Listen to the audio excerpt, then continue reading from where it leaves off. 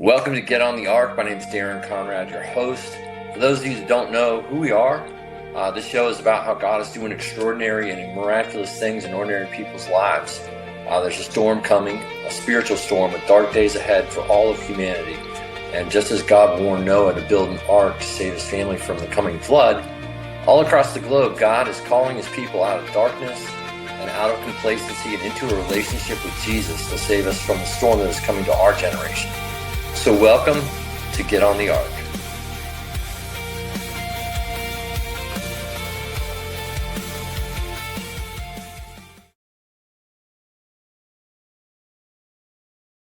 Well, it is an honor, and I'm excited to have Mel K with us today. Journalist, filmmaker, podcaster. You just have an incredible career. Author. Recently, was it your second book? Yep, my second book, Infiltration Instead of Invasion, America Betrayed, 1944 to 1954.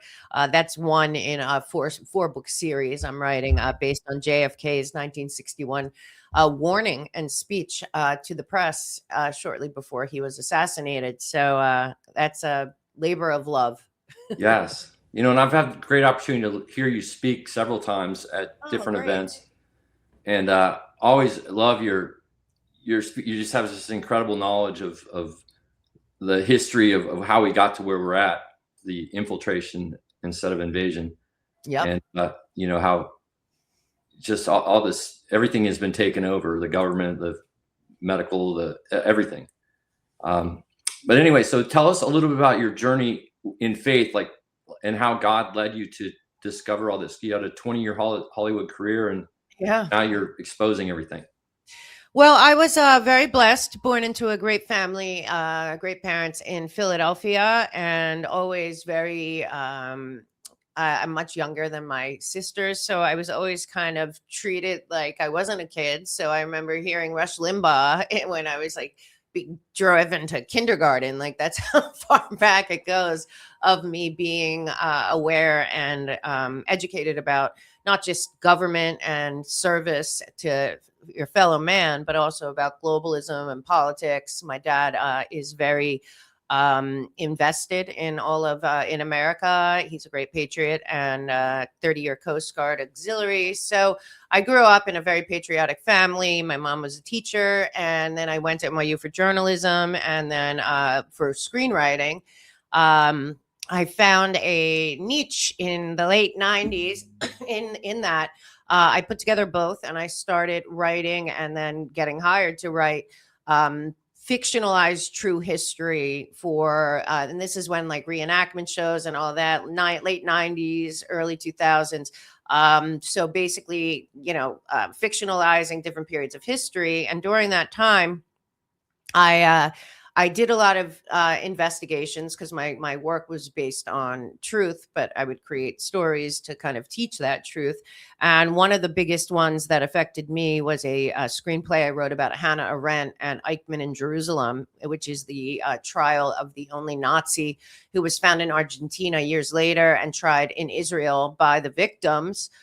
Covered by Hannah Arendt for the New Yorker magazine. So I did a lot of studying into and that took me a long time to write. I did so much studying into the 20s and 30s and 40s in Germany and Europe, and realized that between that and then doing pieces on the expatriate movement in France and on the Federal Reserve and on World War I, I finally realized, wait a minute, it's all the same names. It's all the same people. Since before World War I, since the Federal Reserve, we're still dealing with the same, no matter where you go in history from before World War I to date, it's the same kind of architecture, same pieces, same players.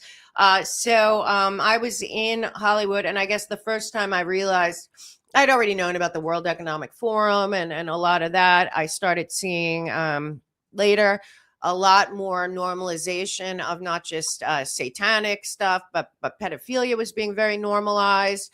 Young children in the early 90s, we all saw it on TV and stuff, but we were seeing, teenage boys and girls really exploited to a level that wasn't normal. And then at that same time, we're talking like mid 2000s, BLM, LGBTQ plus, critical legal theory, critical race theory, all this stuff started being like on the surface in Hollywood. And as a writer, you're pitching things, and my writer friends and other people, we started to realize they don't want original ideas anymore. They don't want creativity. Talent was becoming irrelevant. What they wanted was ideologically aligned writers and actors and all of that. And that ideology, I believe to be and it's deep rooted in Hollywood, which is socialism and communism, and essentially the idea of democracy, where 51% rule over 49, which of course our country is a constitutional republic, because our founders thought that democracy, as stated, as I just said, was the quickest way to tyranny. And right now in America, we are in danger because people don't understand that the socialist Democrats, Stalin and Lenin were socialist Democrats. The Nazis were the National Socialist Workers' Party. Progressive International is aligned with John Podesta's Center for American Progress, and they've all been working towards Agenda 2030 for 50 years. So there's multiple layers of what's going on. And then when the big thing that really woke me up more than anything else was the psychological operation known as the inconvenient truth, which when being in Hollywood and everything, and then watching the red carpet be rolled out and this semi-okay documentary becomes the Oscar winner and everyone wants to get involved and let's save the world. And I already knew what it was about. It was about convincing our nation and all nations that global governance was better than nation states, that collectivism was better than individual liberty, that everything that our country makes our country great was a problem to the people that I believe are fighting a war essentially against humanity. So at around 2017 is when I really had my big come to Jesus moment. And I was driving cross country. I was done with Hollywood. And I wanted to just go back to all of my old research over 20 years and like pull it out and map it out. You've seen me speak and put it together and say, there is a they. Okay, it's not a conspiracy. There's a group that created the world that we're living in, and they have essentially immunity. The people are not supposed to see them. Essentially, all of the education post World War II was written by the same people. The NGOs that now we see with Soros and John Podesta's Center for American Progress, and all these, and then all the offshoots, the Democrat Socialists, and all. This is all about the controlled demolition of the United States because of nation states. The people that created Agenda 2030, and of course, Barack Obama, the Manchurian candidate, in my opinion, he signed the United States onto Agenda 2030. It is a nation state ending plan, and trillions of dollars have been invested in that under the guise of the Green New Deal or the Infrastructure Act, or we're sending trillions of dollars to, help nations that never get the money. So I think at that point, I realized that it was an architecture above nations, and I wanted people to know about it. So I started the Mel K Show during COVID because I had studied enough in Nazi Germany to know that the same exact playbook was used with typhus in the 30s to first get people to move from their homes to ghettos, and then to go to the quarantine camp known as Auschwitz for delousing. And when I started seeing that, and I know that it's the same money, it's the same patterns, it's the same post-World War II supranational architects. And from that point on, every day I wake up and I pray to God that he gives me the knowledge and the education to share with my audience, to empower them to empower themselves, to take back our agency as humans on planet Earth, and our particularly our constitutional republic that was sold out from right beneath us actually before World War II ended. The international banking cartel and global public-private partnership already usurped the will, the voice, and the vote of the people of the United States. And we've been in that model since 2016 came. God gave us a respite, but people have to realize DC is not going to save us. Voting is not going to save us. Donald Trump is not going to save us. We are going to have to save ourselves. And that is a commitment that has to be made by as many Americans as possible where they live. and where they are. And that's why I am very optimistic, because I think more and more people are starting to realize that we're all equally victims of being betrayed by our essentially by our own government, betrayed, lied to, looted, walked into wars for reasons that we were lied about. The whole idea of protecting democracy when we're not a democracy on purpose. We don't want California and New York running the country. So, all of this stuff. So it's all come to a head right now. And that's kind of where I am. And that's why I wrote the book, and I'm going to write, I'm in the middle of the second one. I think the American people deserve to know the truth about this country and what happened to it. And that has been purposely hidden because, like I said, the Rockefellers wrote the education system. The Rockefellers wrote, and not just them, but all of their tentacle friends at the Council of Foreign Relations and Atlantic Council, all the people that essentially don't look at the United States as an independent nation from Europe, still want that model. And Agenda 2030 was the end goal. And, now we have put that off. But the people that want that global governance and the end of nation states, they're not done. So to me, this is a battle between freedom and those that believe your rights and your life come from God, not government, and the people that want you to believe that you have no rights by God, that everything comes from the government. When in 2020, so when you started the Mel K Show and you started exposing the truth or sharing the truth, what connected you with? Did you realize there's a bunch more people out there that are doing the same thing? That there's this group, this Reawaken America group. What got you connected to them? Yeah, I mean, we were really lucky. Months before the first Reawaken tour, many of us were involved with trying to help Jim Caviezel and a whole bunch of people get Sound of Freedom out there. I was already working with child sex trafficking. Even before I left LA, and then in New York, I became obsessed on reporting on all the money that was going into the homeless industrial complex, billions and billions of dollars with no solutions. They weren't even trying to end homelessness or to get these people off the street. The money was disappearing into black holes. And the one thing that was being totally ignored was the child trafficking, and particularly not just by, traffickers and coyotes and the cartels inside America, but also by CPS and foster care and a lot of that. So we were invited to an event to kind of talk about that and see the movie and try to figure out what to do. And there happened to be amazing people at that event in Las Vegas. This is well before the entire lockdown of the world. And I will tell you that those people continue to be fighting. And that fight became bigger because once you connect that the entire trafficking in general is so much bigger, even what we're dealing with right now with the Strait of Hormuz and Venezuela and Cuba and Iran and Israel and Ukraine.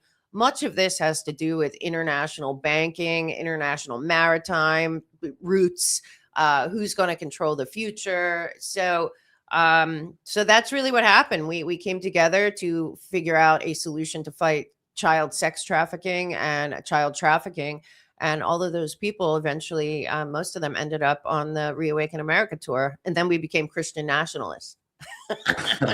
We'd always be like, is that a bad thing? I guess they're saying the Reawaken tour is a bunch of crazy Christian nationalist patriots.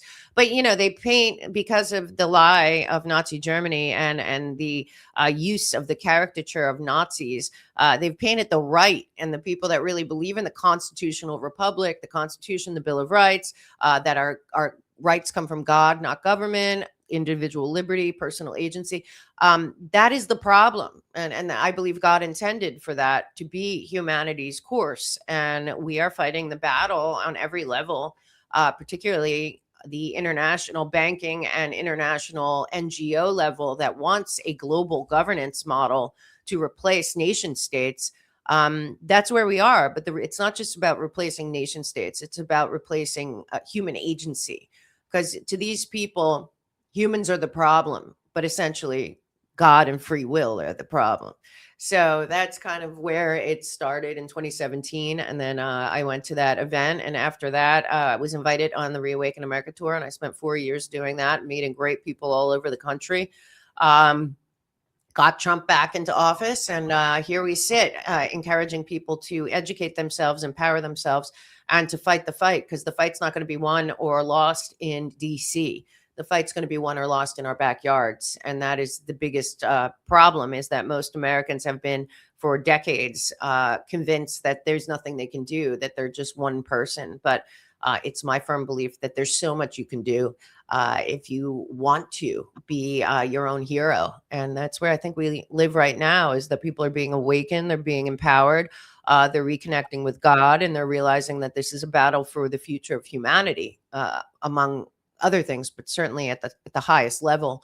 The people that we fight do not believe humanity should have their own auto-determination, and they don't believe that anything other than totalitarianism and technocracy is what should be happening, because to them, again, all the way back, humans are the problem, and they have the solution to control humanity. So that's the battle we're in, I think. Yeah. So the Reawaken, you started in 2021, and then so there's I think it was 2021. Yeah. Started in right. Tulsa, and there was 25. Yeah, right. I forgot. Oh God, it was so fun. I Wow. loved every minute of it. It was awesome. But during that whole journey of being connected, and I know it changed people, especially people in that group. Yeah. I've watched it evolve, and I'm sure you've Yeah. seen the same thing, and it's awesome. But at the same time, you're writing your first book, and you publish your first book you talk about America needs a 12-step program. Yeah. Yeah. It's Americans Anonymous. Americans Anonymous. So I was going around the country about 25 years ago. I went through recovery in Hollywood during a period of time, about a 3-year period of time in the early 2000s. I had multiple friends die either of suicide or drug overdoses. And it was a very ugly time in Hollywood when it came to predator and prey and drugs and all that. So I had a wonderful experience healing and in recovery back then. And when I was on the Reawaken tour, we'd go all over the country. Rob and I were locked down in Manhattan, so we just stayed on the road. And no matter where I went, everywhere I went, people knew something was terribly wrong. They couldn't really name it. Not just people that came to the tour, which were amazing, but everywhere, at rest stops, at restaurants, at, we're taking a walk in a town, you end up talking to somebody, and everyone just felt so demoralized and helpless. And between the COVID and the clear theft of the 2020 election, and then all the lawfare, and then just all of the smears and cruelty that was coming from the media to everyone. And I saw and I thought, oh my God, America has hit rock bottom. We need a intervention from God. And this actually happened in Tulsa at Clay's event, because I do his business events too. And I said, oh my God, America's addicted to conflict and chaos, so that they can't see what's really happening and can't take control and power back into their own hearts and lives and everything. And that's what my book's about. It's that by design, by the architects of the international banking cartel and the global public-private partnership that would prefer global citizenship and global control, global technical totalitarianism, which is what Agenda 2020 and the Sustainable Development Goals are, that we had an opportunity to not only heal ourselves from within and reconnect with God and the purpose and the mission of our founders for having a constitutional republic, but that people needed to see that they were intentionally brainwashed and mind controlled and manipulated over decades of behavior modification. A lot of it came from Nazi Germany and horrible experiments on human beings all through that, and certainly from Mao's China and the Bolshevik Revolution. And you see all these things and you say, God, America has been so beat down and so manipulated and so lied to and looted. I want people to know that they are being manipulated, that because I'm very good friends with one of the survivors of MK Ultra that testified, Kathy O'Brien, and she always says, that going inside and God and connecting inside yourself is the first job. And that's just like in recovery. So for me, it's admitting that there's a problem and then identifying the problem. And I identify it as essentially distraction from what really matters has become the drug of choice, whether it's the 24-hour news cycle, social media, actual drugs and alcohol, the satanic and subversive behavior of Hollywood and the media and the whole woke thing. You can go one after another. The BLM, all of it. It is all about taking you further and further away from your own agency and your own ability to change things for the better where you are. So that's really why I wrote Americans Anonymous, and it's been really helpful. I was kind of kidding around at first, but then I realized like people are stuck. They've hit rock bottom when it comes to America, and they don't know what to believe anymore. I mean, you and I grew up loving the founding fathers and God and freedom and the city on the hill, and suddenly from 2016 forward, but really from 2008 forward, we were told that our country should be ashamed of itself. Our race was the problem. We were so unfair. We were so racist.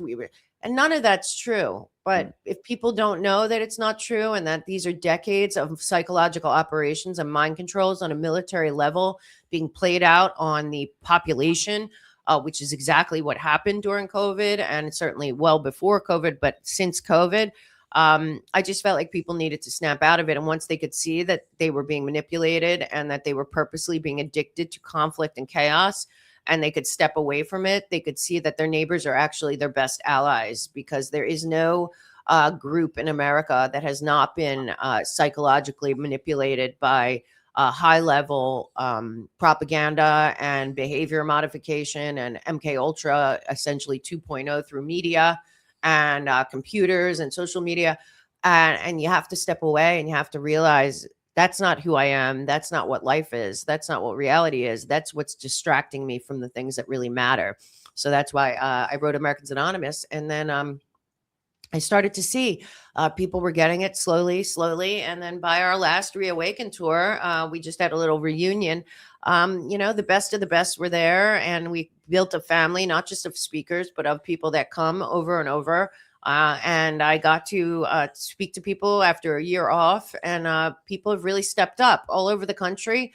They formed their own groups. They've gotten, attuned to NGOs and contractors and how they infiltrate our local communities with, UN Sustainable Development Goals and no bid contracts. And now we're at the place where now we know $600 billion of taxpayer money disappears every year. That taxpayer money should be making our country amazing for everyone. And we have to realize your enemy is not your neighbor or somebody in a different party. There are not different parties. That's also a distraction that I lay out in Americans Anonymous. But that, we the people have to go back to being one nation under God, and that God is a benevolent, good God that wants the best for us, not a God that wants a totalitarian, technocratic, global governance model, taking our liberty and our freedom. So you've done events all over the United States, and you've had an opportunity to see, different parts of the country. And do you see an awakening? Do you see people, coming out of the darkness? I mean, because we've been lied to about everything for our whole life. Yeah. I know. Yes, I do. I do see that. And I do see people putting together the dots. And I think people are finally seeing that. And this is because the second term of Donald Trump has been very demoralizing for the country, I think, because there has been no accountability. We had a global orchestrated coup, an overthrow of a duly elected president of the United States of America, and the undermining ongoing seditious conspiracy that is a global operation, because they did not want Donald Trump to change the direction towards Agenda 2030 or World War III or the war that they planned decades ago, I believe, in Ukraine, the Third World War on the soil of Europe. And all of a sudden, the 80 million people that voted for Donald Trump and Donald Trump didn't want it anymore. We don't want your, outdated, alliances of people that aren't even an alliance. Our sovereignty has gone somewhere. And what I see people realizing is, oh my God, Donald Trump is the president of the United States, and yet he can't exercise his power that he was given by both popular vote and the Electoral College, because there is a mechanism that has been built above the people to make sure that the voice, the vote, and the will of the people of the United States of America no longer matter, no matter who wins the election. So right now is a difficult time for people because they're looking at Trump and being like, why isn't he doing this? Why isn't he doing that? But the real question is, who isn't allowing him to be the president of the United States? Who isn't allowing the voice and the vote of the people that voted for him to have the things that we wanted and we want for our country and our future? Who is doing this? And again, I believe that when Barack Obama, the Manchurian candidate, signed the United States onto Agenda 2030 in 2015, that was the death warrant for the nation state and the constitutional republic known as the United States of America. All of the rhetoric from then is all about protecting democracy. Of course, we aren't a democracy, so that's the first lie you have to deal with. Why are we a constitutional republic? Go back to the Federalist Papers, because all of the founders believed that a democracy that is 51% ruling over 49%, which is what the socialist Democrats and the jihadis that have gotten together to destroy America together want.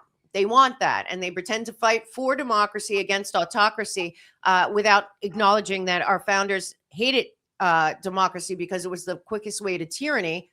And autocracy is what they want, one party rule. And we're all told that we're the domestic terrorists because we believe in the constitutional republic and that our rights come from God, not from government. And that is the essential situation right now. Those that believe that our rights and our futures and our health and our wealth and our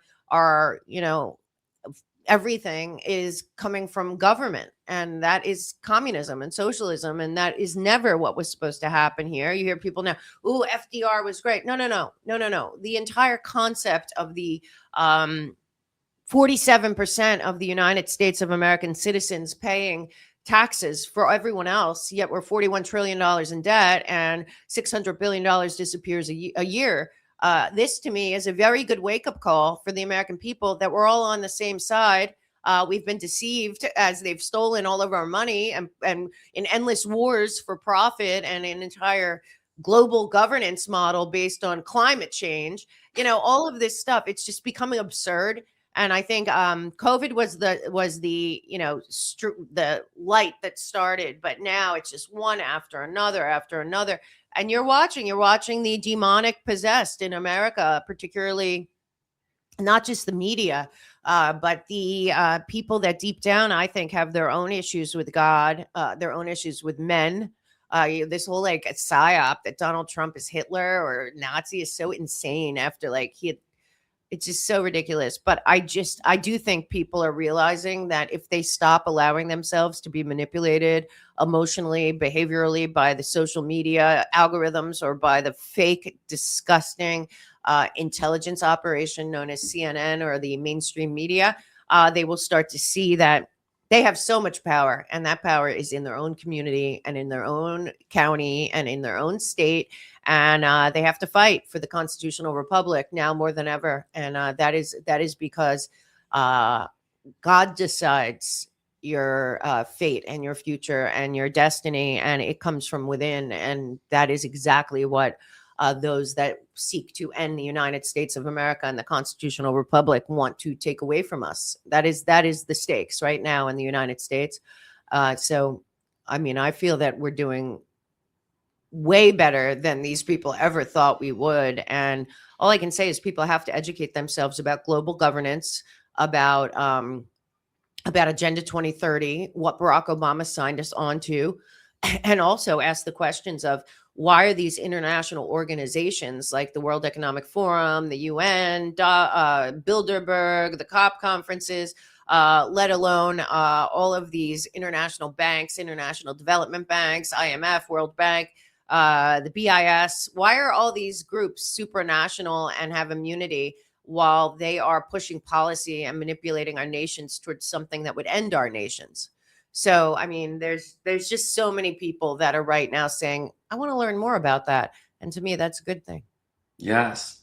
So what's your message to people out there that one, when is your show and how can we go watch and support your show? Okay. Well, my show is right now during the summer, Monday, Wednesday, Friday, but usually every day, Monday through Friday, 12 noon to 1:30 p.m. Eastern. That is my daily news show where I connect what's going on geopolitically to history to where we are now.